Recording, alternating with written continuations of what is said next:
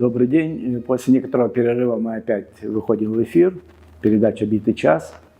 Сегодня мы ее хотим посвятить, наверное, самому важному аспекту нашей жизни, общественной, государственной.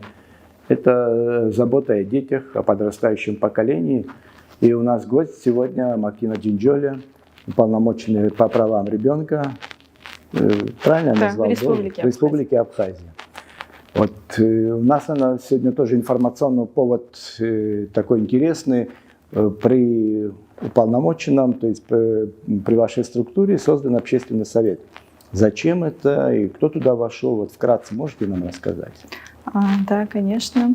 У нас вообще в структуре аппарата небольшое количество сотрудников. Штатное расписание аппарата уполномоченного состоит из 5 единиц, включая меня. Круг задач, который стоит перед нами, достаточно широк, и нам элементарно не хватает ресурсов, чтобы охватить все. И для того, чтобы усилить деятельность, работу аппарата, у меня возникла идея создать общественный совет при аппарате уполномоченного. Вот 16 января я выпустила приказ о создании общественного совета. Наши юристы начали сразу разрабатывать нормативно-правовую базу, необходимую для создания аппарата. 1 февраля уже был создан общественный совет при аппарате уполномоченного. Также первая встреча общественного совета состоялась тоже 1 февраля. Кто вошел туда? Значит, председателем совета согласилась стать Инна Нуриевна Барчан. Это член правления Московской абхазской диаспоры, человек с активной гражданской позицией, неравнодушный человек. Я очень рада, что она согласилась возглавить совет. В сам совет вошли представители гражданского общества из различных сфер, из здравоохранения, образования, психологи, люди, которые разбираются в вопросах образования. 8 активных членов Совета.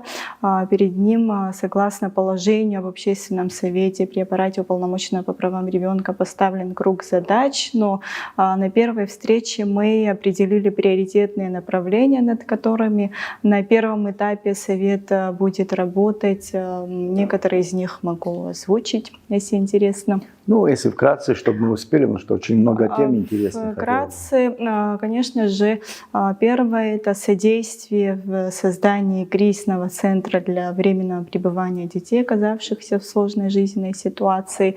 Очень важный вопрос — создания горячей линии для подростков, которые оказались в опасной ситуации, чтобы у них была возможность звонить на определенный номер, который будет отвечать круглосуточно, и правильно ориентировать их, и оказывать помощь. То есть помощь юридическую, да, юридическую, да, этот вопрос уже прорабатывается. Буквально на днях мы будем встречаться с психологами. Уже есть договоренности с представителями операторов сотовой связи Абхазии. Потом будем искать ресурсы. Я уверена, что наше государство не откажет поддержать такой важный ресурс для несовершеннолетних подростков, которые оказываются в различных сложных ситуациях. Ну, Мактина, вы до этого работали в Ашане и сейчас продолжаете работать, насколько я понимаю, в общественной организации. Да. Там круг тоже очень важный, очень серьезный. Это медицинская помощь, насколько я понимаю, детям. Почему вы согласились? Я понимаю, что создание этой службы это во всех странах, наверное, существует. Она, я имею в виду, государственная такая служба. Вот у вас и там большая нагрузка была. Что вам дает вот эта работа? Очень хороший, интересный вопрос. Я сама часто его себе задаю, так как я взяла очень большую нагрузку на себя, помимо той, которая у меня была.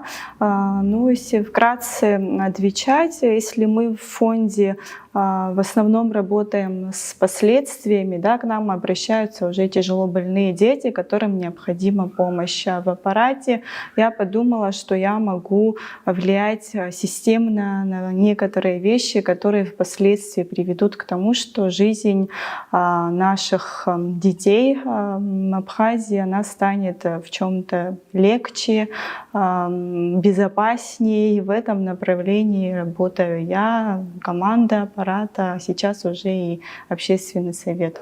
Ну, так как вы заявили на общественном совете, и очень часто у вас, кстати говоря, сложно применить это слово «чиновник», но в хорошем смысле вы очень часто бываете и в соцсетях выступаете, и в СМИ разных. И вот такая открытость, которую демонстрируют все остальные, нам бы только мечтать.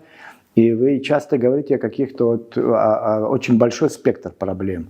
А вот какие самые важные задачи вы для себя? Мы как-то тоже говорили, это и разработка и юридическая, и фактическая, допустим, создание института патронажных семей, вот кризисного центра. Вот чуть-чуть расскажите. Самая важная задача, которую мы перед собой поставили, это, конечно же, работа в сфере опеки и попечительства. В первую очередь мы провели мониторинг именно в этой сфере, так как самый большой функционал, согласно семейному законодательству, он возложен именно на этот орган. Конечно же, есть определенные проблемы, открытые вопросы в этой сфере. Но семейный кодекс есть у нас? Да, у нас есть семейный кодекс. Он советский или все-таки в основе, или уже более такой современный? Более современный, но он требует, конечно, доработок определенных, над которыми мы тоже работаем и будем работать. Согласно семейному кодексу, очень большой функционал, задачи именно перед опекой и попечительством. У нас возникают сложности из-за отсутствия централизованного органа опеки и попечительства.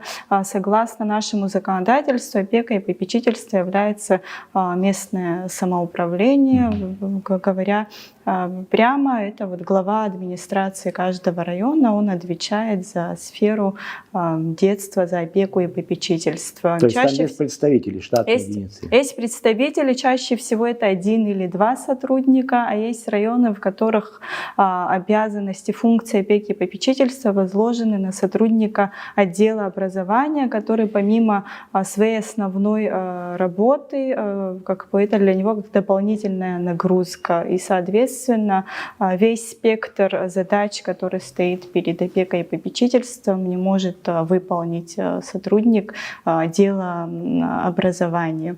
И это все затрудняется тем, что у нас нет альтернативных форм устройства ребенка. Очень часто в своей работе мы, различные службы, государственные и общественные организации сталкиваются с тем, что дети оказываются в опасной для жизни и здоровья ситуации, когда решением главы администрации необходимо ребенка изъять из этой семьи хотя бы временно, чтобы обеспечить ему безопасность. Но тут возникает вопрос следующего характера: а куда взять ребенка? И каждый случай, когда мы сталкиваемся экстренно собираемся сотрудники всех служб, также приглашаем представителей общественных организаций, и каждый раз в частном порядке решаем вопросы, которые должны быть решены системно. Поэтому одно из также приоритетным направлением работы аппарата мы выбрали, конечно же, лоббирование вопроса создания государственного кризисного центра для детей, которые оказались в сложной жизненной ситуации. Также и другой альтернативной формы устройства ребенка — это вот патронатные семьи, патронатное родительство. В первом случае мы уже 2 года назад еще начали и разработали устав этого центра, проектно-сметную документацию, штатное расписание, расписали то, как согласно и российским, и международным стандартам должен работать этот центр. На сегодняшний день есть понимание со стороны правительства, но не выделено помещение. И вот мы бюджет включен в этом году? В бюджет этого года расходы на содержание центра не включены, также не выделено помещение, но этот вопрос является актуальным. И вот хотела бы бы сказать, что этот вопрос подняли не мы первые. До этого очень часто об этом говорил и депутат прошлого созыва Алхас Джинджули. Он комитет возглавлял. Да, комитет возглавлял. И вот, а вот цена вопроса какая? Извините за такой прямой циничный вопрос для государства. Если не считать само помещение, там, приобретение именно на содержание. Это единовременно помещение. Да, единовременно. А потом постоянно его содержание. Да, на постоянное содержание, согласно нашим расходам подсчитанным, 8-8,5 миллиона рублей вот, ежегодно. Это помимо единовременных расходов затрат, на покупку, если это частный дом, частного дома, оборудование.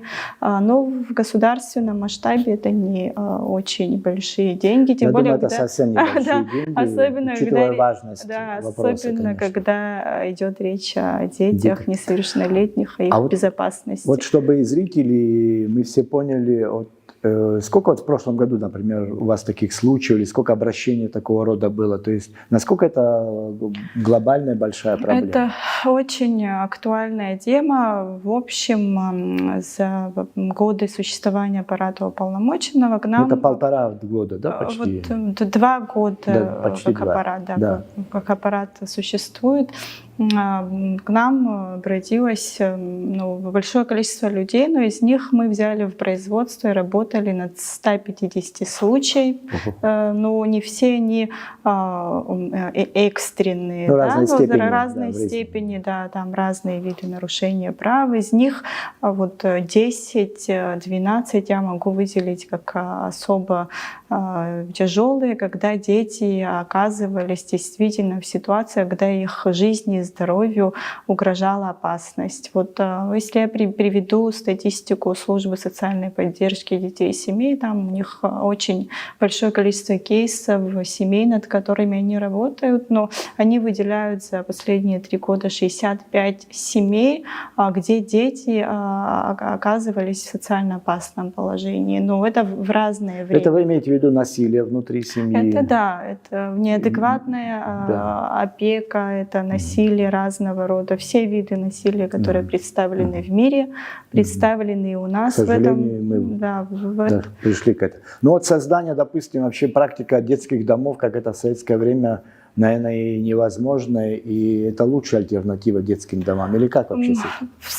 Я против создания детского дома в Абхазии. Я думаю, что мне как бы даже ничего доказывать не нужно о том, какой вред в будущем как бы несут для детей детские дома. Это уже доказано, 1000 исследований. Ну да, и статус социальный сразу изначально очень... Да, то есть там есть много психологических. Да, почему? Вот самые такие щадящие формы устройства ребенка — это, конечно же, устройство семейного типа. Если кризисный центр, он должен быть семейного типа и временного пребывания, чтобы не было такого, что поместили ребенка в центр и все службы выдохнули, вот решили вопрос ребенка. Это именно... До совершеннолетия его надо вести. Мы в своем уставе указали определенный срок — 6 месяцев, чтобы в течение 6 месяцев все службы, в частности органы опеки и попечительства, занимались вопросом ребенка, если у него есть семья и там какие-то проблемы, чтобы у них было время оздоровить отношения в семье, выстроить отношения родитель-ребенок. Если у ребенка нет родителей, он сирота, чтобы была возможность найти опекунов, усыновителей. Вот. Это просто передержка ребенка в этом центре, где созданы условия семейного типа, где с ним работают психологи, педагоги и делают все для того, чтобы выровнять его состояние эмоциональное. Ну и потом надо будет, конечно, и там есть и следить, как он в новой семье живет. То есть это уже есть свои там протоколы какие-то. Да, самое главное, когда ребенок, скажем, помещен в кризисный центр, временно важно, чтобы чтобы он не выпадал из социальной жизни. Если ребенок, скажем, в возрасте, когда ему необходимо посещать детский сад, чтобы он его посещал. Если ребенок школьного возраста, находясь в кризисном центре, он должен посещать школу. То есть он не должен выпадать из социальной жизни и чувствовать себя ущемленным. То есть восстанавливая одно право на безопасность, скажем, помещая его в центр, мы не можем нарушать его право на образование, на социализацию и прочее, прочее. Мактина, ну я как понимаю, вы не только детьми граждан Абхазии занимаетесь. У нас очень много мигрантов, у нас бывают ситуации так, и постоянно мигранты, особенно там в Средней Азии очень много, и те, которые в других стран, бывших республик СССР попадают, вы им тоже занимаетесь? Все верно, да, согласно положению об уполномоченном по правам ребенка, уполномоченный защищает права и интересы не только граждан Республики Абхазия, несовершеннолетних граждан, но и иностранных граждан, которые на территории нашей республики попадают в разные ситуации.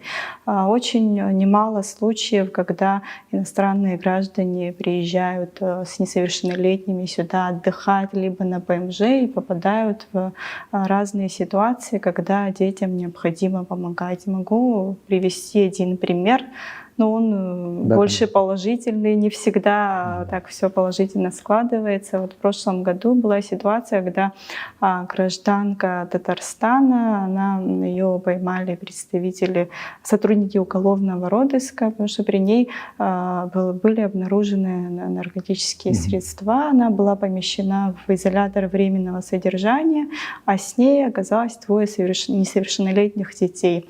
И мне сразу позвонили сотрудники УВД, сказали, что такая ситуация, двое детей находятся у них, неизвестно, есть ли родители, сможет ли кто-то за ними приехать, забрать. Это был, как сегодня помню, выходной день, суббота. Мы оперативно написали письма в посольство Российской Федерации на территории Республики Абхазия, в аппарат уполномоченного по правам ребенка при президенте Российской Федерации, так как у нас есть меморандум о взаимодействии и сотрудничестве в таких ситуациях. Естественно, мы сообщили об этом в орган опеки и попечительства города Сухум и написали письмо уполномоченному по правам ребенка Республики Татарстан. Соответственно, пока письма дойдут и получишь ответ, это, во-первых, выходной день, мы теряли время и, естественно, в телефонном режиме связались с аппаратом уполномоченного. Удалось сразу же выйти на родственников. Оказалось, что у детей есть отец, бабушка со стороны матери, которая изъявила желание сразу же выехать. Она выехала, буквально прилетела в воскресенье. Мы за это время совместно с сотрудниками посольства Российской Федерации в Абхазии они оформили доверенность на бабушку, которая подписала мать о том, что проблему с выездом. Но, как я уже сказала, это был субботний день, а бабушка прилетала в воскресенье. Соответственно, возник вопрос, где будут ночевать несовершеннолетние. То есть у нас нет ни кризисного центра, у нас комнаты в УВД не оборудованы так, чтобы дети могли там оставаться, и был за ними надлежащий присмотр. У нас нет службы патронатных семей, и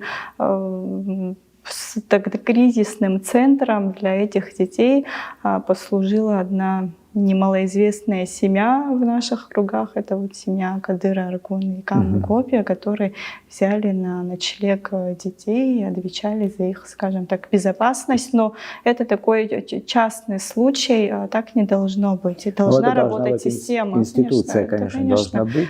Должна и Кадыр, и Кама, все их знают. Да, и были случаи. Да, я извиняюсь, их тоже очень много знают, и сколько они пользы приносят. в этой области, но это, конечно, должно быть все систематизировано. Я хочу сказать, что еще очень немало случаев, когда детей в такой ситуации забирали и психолог детского фонда Абхазии, и сотрудник городской опеки и попечительства. Есть случаи, что более года несовершеннолетняя ребенок находится у нее, она бросила свою основную обязанность, свою работу и занимается воспитанием этого ребенка, пока идут судебные разбирательства. Ну, естественно, бесплатно. Ну, естественно, да. Но администрация города поддерживает. Это частная инициатива. Да, частная инициатива. Администрация города поддерживает, помогает. Но еще раз говорю, что должна быть система, должны быть альтернативные формы устройства ребенка.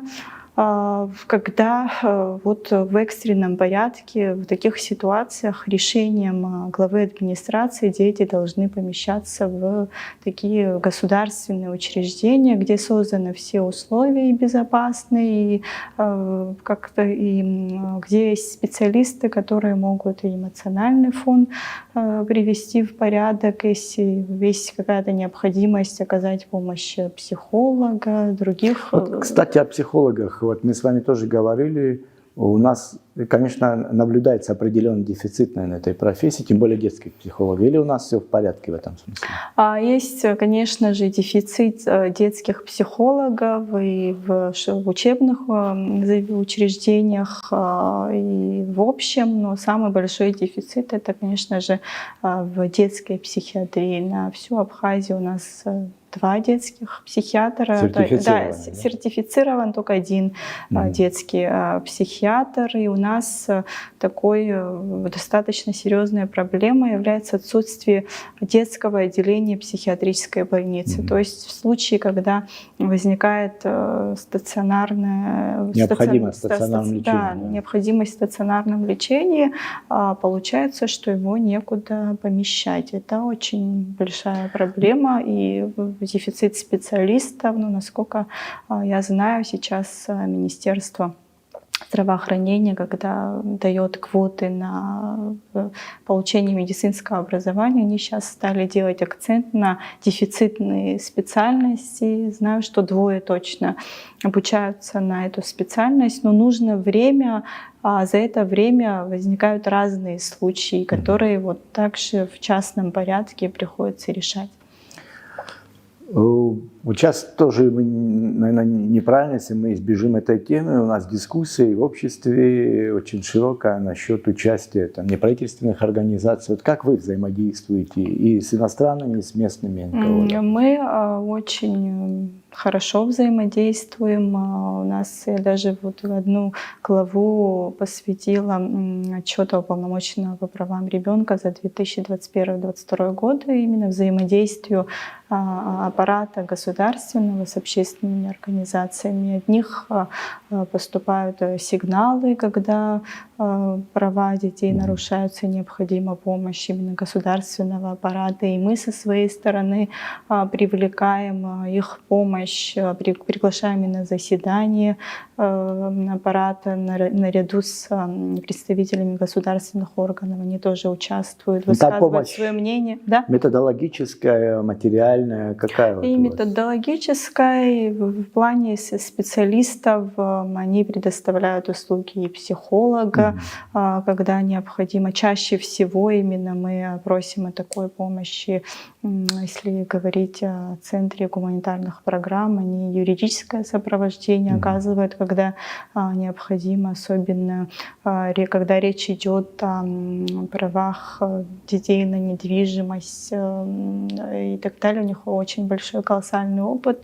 Также очень много, скажем, проблем я озвучила в сфере детства, но хочу о позитивном опыте тоже рассказать, что одна из форм альтернативного устройства ребенка в Абхазии сейчас реализуется.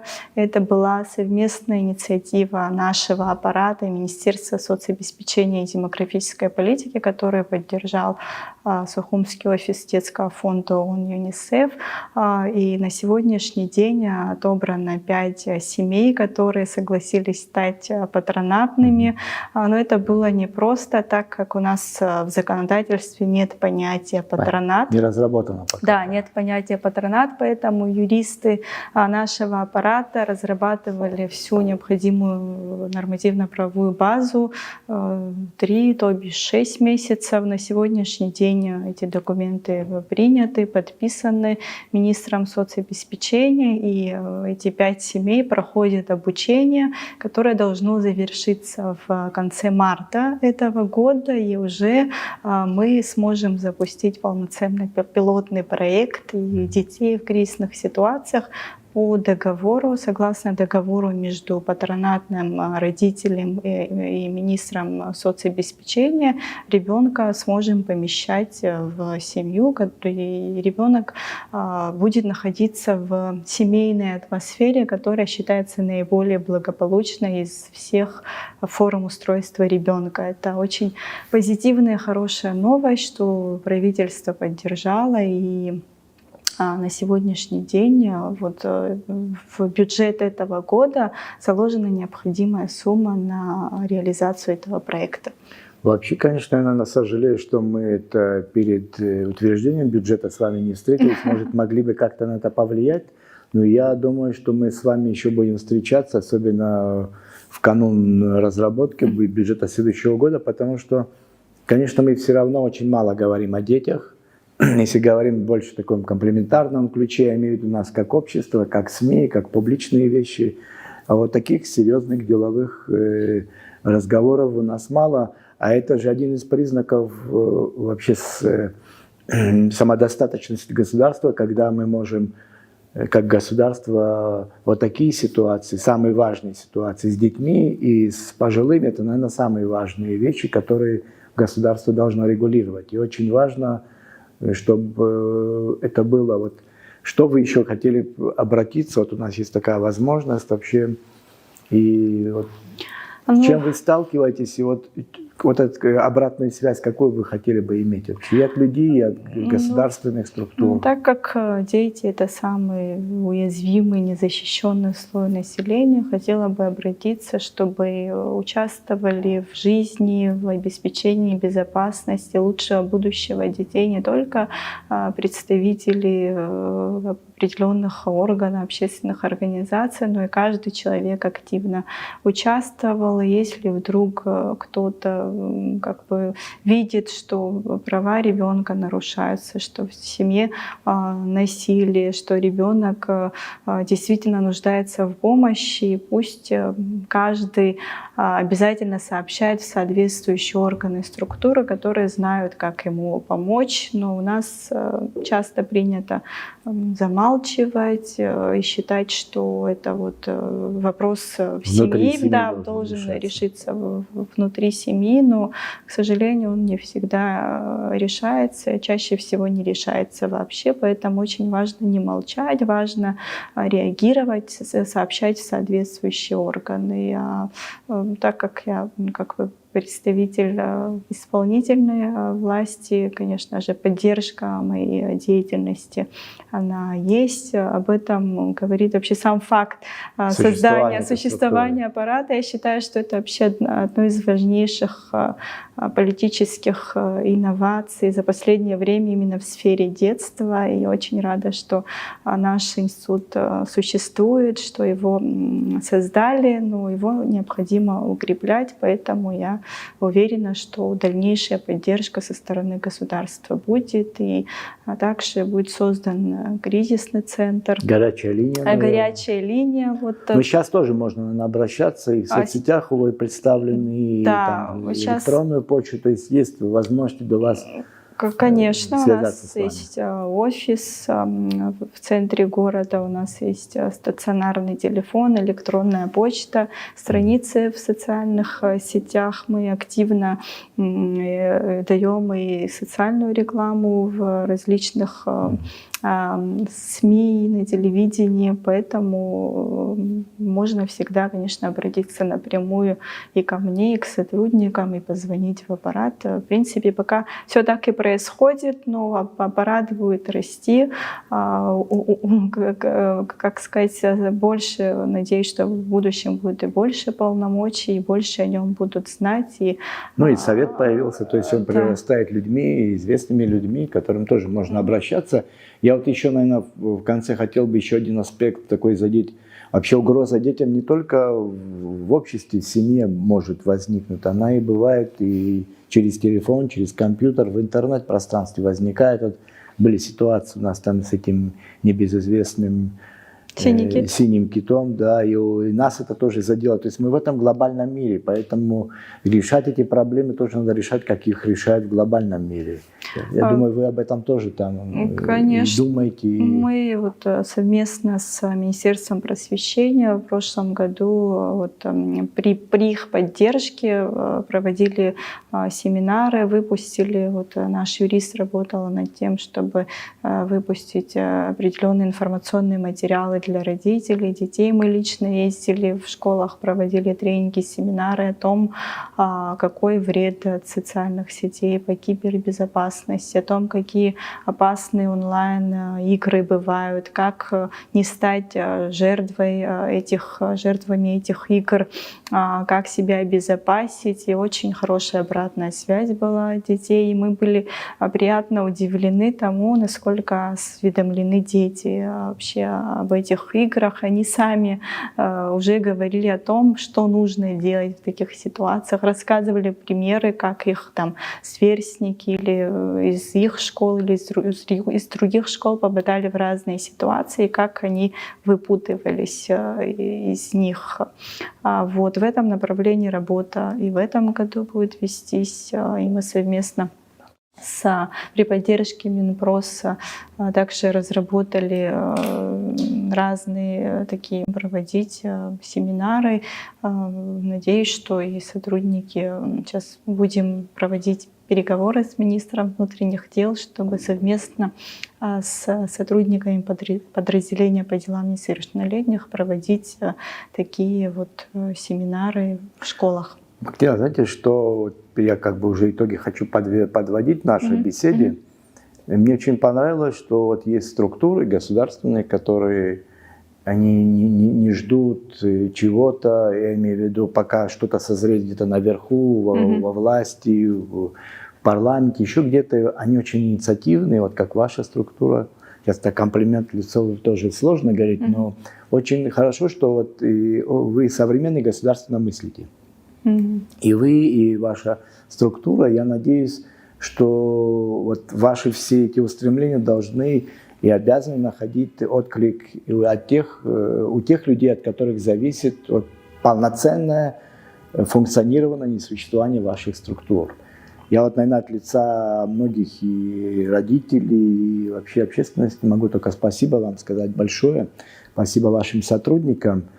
Мы всегда готовы еще раз встретиться в канун принятия бюджета обязательно, потому что мы это должны все вместе сделать. Дети – это наше будущее, и тем, кто ими занимается, надо помогать прежде всего. Вам спасибо большое за интерес к нашей работе и за неравнодушие именно к сфере детства. Спасибо. Еще раз.